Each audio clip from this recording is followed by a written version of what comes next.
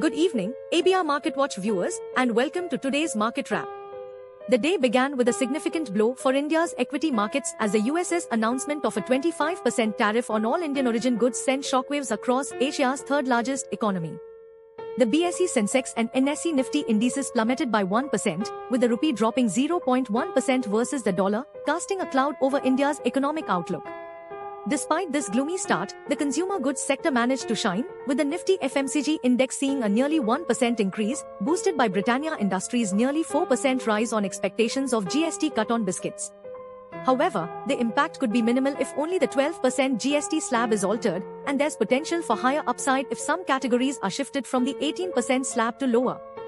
Meanwhile, government bonds saw a higher-than-expected cutoff for state debt, while overnight index swaps and call money rates increased marginally, suggesting increased economic uncertainty in India due to escalating trade tensions with the US. Analysts warn that exports could face up to 50% duties, potentially decreasing real GDP growth by approximately 60 basis points, and foreign investors have withdrawn about $2.5 billion in August, the highest since February.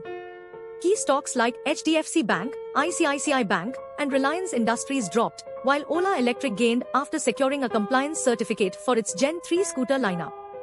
Vodafone Idea saw a steep drop following reports of no additional relief on pending dues from the government. The 10-year bond yield remained stable, while overnight index swaps saw little change, and the call money rate stood at 4.95%. These developments cast a cloud over India as it awaits potential impacts from increased trade tensions. As we wrap up, remember to stay informed, stay agile, and make prudent investment decisions based on market trends and expert analysis. We'll be here tomorrow with another exciting episode of ABR Market Watch. Until then, good night, and thank you for tuning in.